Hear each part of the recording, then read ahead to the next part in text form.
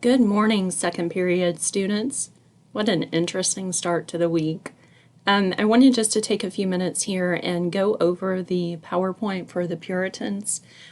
We will be studying the Puritans for the next 2 weeks. The first selection that you should be reading is from William Bradford of Plymouth Plantation. So I want to give you the historical context for the Puritans and for of Plymouth Plantation. The PowerPoint is posted to the class board, so you are welcome to look at this on your own as well if you prefer not to listen to me.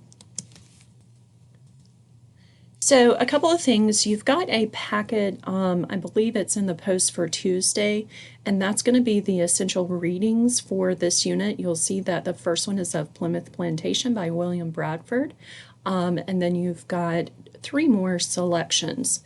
Our summative assessment will be a writing assessment where you will be looking at the historical and literary context of 2 of these Puritan texts, and you will have to compare the themes within those 2 texts. All right, so who are the Puritans? The Puritans are a group of religious adventurers who sailed to the New World in 1620 in hopes of establishing what is called a city upon the hill. They believed that they were doing God's work by fleeing England and setting up a utopian or a perfect society in the New World. What we have with the Puritans on the left is that not only did they flee for religious freedom, but they also suffered from physical religious persecution in England. They sought to come to the New World to purify themselves, to follow through with God's plan and create a new Eden, and they didn't believe that there was an intermediary between the individual and God. Essentially, what that means is that they believe that God had to work directly in one's life, and you didn't have someone like a minister who would be that person in the middle between the church member and God. The Puritans' view of man was that they actually believed in original sin, that man was born innately evil. And so that created an incredible conflict within every individual, because while everything that they did focused on glorifying and edifying God, whether it was going to church or practicing religion in their daily lives, they never had the confidence that God had actually chosen them to be accepted in the afterlife. So essentially what they did is they lived in this world of constant fear because they knew from birth that they were born as a sinner. The society in Puritan time period really focused on creating a sense of community.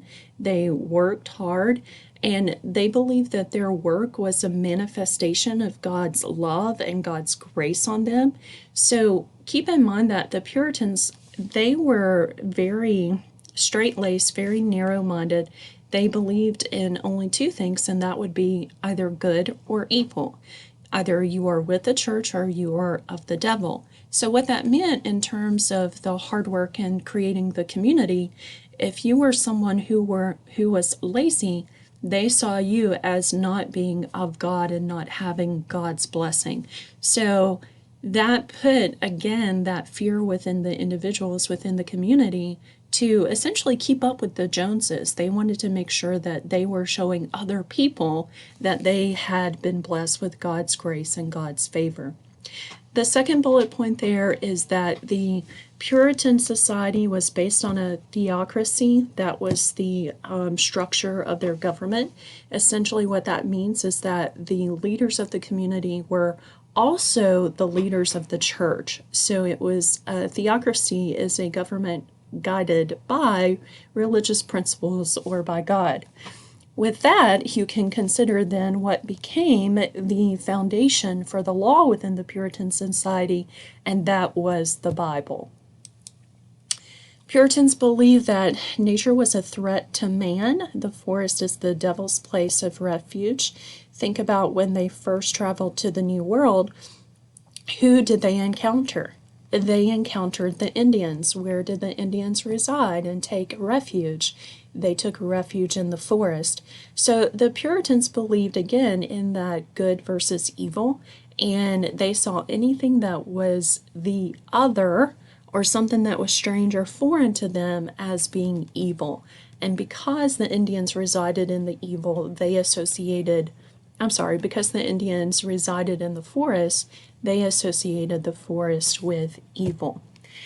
The other thing with the Puritans to consider is that they believed that God's anger was reflected through nature. They saw the physical disasters, natural disasters, as being a manifestation of God's wrath. And so you can imagine as they were traveling to the New World and they encountered storms at sea, they saw this as a representation of God's anger. When they arrived in the New World, and many of them suffered from diseases and from harsh natural elements, they again saw that as a manifestation of God taking care, if you will, of those people within the community who needed to be banished because of some evil within them. So everything around them was either a manifestation of God's grace, love, and mercy, or a manifestation of God's anger against the Puritans. This is something that you might hear about in your history class. It is the acronym TULIP, basically just reinforcing some of the Puritan values. They believed in total depravity. That goes back to the notion of original sin, that man is born a sinner. They believed in unconditional election. God had already predetermined who was going to get into heaven, who was going to be selected to lead the community. And so that created the conflict. Unless you were empowered as a member of the leader of the church, then you had a sense of unrest, because if you were not predetermined and you didn't have that sense of confidence, then you were constantly trying to prove yourself to be worthy of God's love and grace and mercy. Think about it in this way. If you guys are sitting in this class right now and I tell you it's been predetermined who will pass and who will fail, I have predetermined who's going to make an A. Ask yourself, would you continue to work to show that you are perhaps one of those people that's been predetermined to make an A? Even though you don't know, we haven't had a conversation, I haven't put your grades in the grade book, what would you do? You may make that decision to say, you know what, I'm okay, I'll take this class during summer school. I can focus on other things. Well, for Puritan society, they didn't have options. Either you were with the devil or you were with God. And so much of their stress came from trying, once again, to prove themselves to the people in their community that they were one of those unconditional elected people that God had chosen.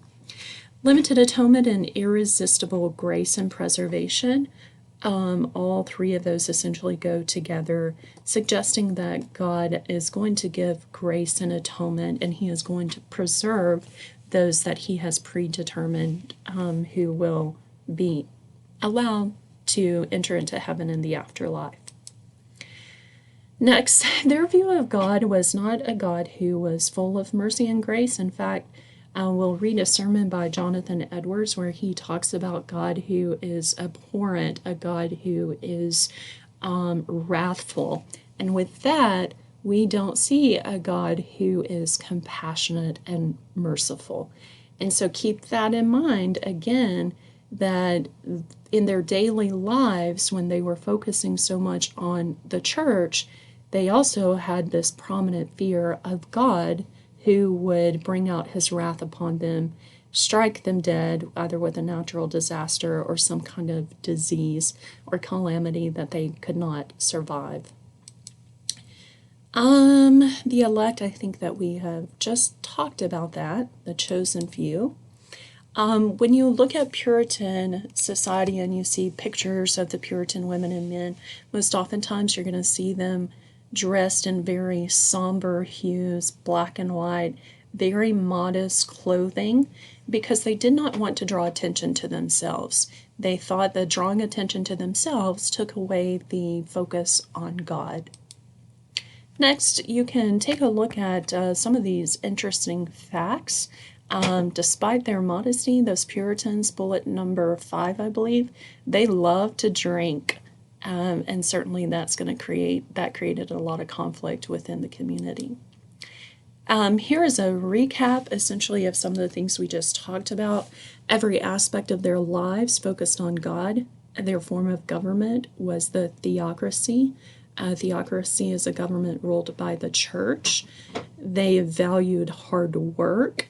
The type of literature that the Puritans wrote included personal texts, poetry, but poetry, though it's imaginative, still was considered Puritan style writing because the poetry was supposed to glorify and edify God. All right, here are some of the things that are characteristic of Puritan literature. Again, you will see that in each one of these, that literature is supposed to focus on and glorify God. The last bullet point, you will want to take note of the word Puritan plain style. Puritan plain style refers to writing that emphasizes simple sentences and everyday words from common speech. Now, when we talk about Puritan plain style, we're talking about everyday words and objects that the Puritans would be familiar with in their time period, not necessarily something that you and I would be familiar with in modern day society. Last bullet, probably most important bullet, is that all of the Puritan writing, the focus was to serve God by clearly expressing only useful or religious beliefs. Now, you will see that as we're reading some of these Puritan texts that I like to look at them as human beings, and they are conflicted. Yes, they are supposed to glorify and edify God, but that does not keep them from feeling very real human emotions, particularly when we read the poetry of Anne Bradstreet. You're going to see that she is a woman who has desires, and desires for her husband, desires for the things of the world, and she is incredibly conflicted because she knows that Puritan society expects something different of her. So if it is in line with Puritan plain style and in line with Puritan expectations, then the writing is going to be typical. But if it is not in line with Puritan expectations, we'll talk about those atypical characteristics. All right, here is your assignment and introduction to Mr. William Bradford. This is him. He came over on the Mayflower in 1620. He was elected governor after one of the main colony's leader, there we go, John Carver, died. And so he had a great burden and responsibility. You will read about that burden and responsibility of Plymouth Plantation. As you are reading, I want you to think about who is his audience and what is his purpose. Why would he be writing of Plymouth Plantation? And then think about the 3 different sections. How does he achieve his purpose? He divides it into section 1, the Puritans coming over on the Mayflower. Section 2 is going to be their arrival in the New World. And then section 3 is going to be their engagement with the Native Americans. So as you're reading, I want you to think about Bradford and who is he writing to and what does he tell us in each of these sections that would help us understand his overall purpose for a given audience. All right, well, that's going to end this lesson for William Bradford in the Introduction to the Puritans. Good luck with your reading. Make sure by the time that you come to class on Thursday that you have completed the reading. I'll be around during office hours today, Tuesday, and Wednesday if you have any questions. Hope to see you on Thursday. We'll see if technology is going to be kind to us. Have a good one, folks.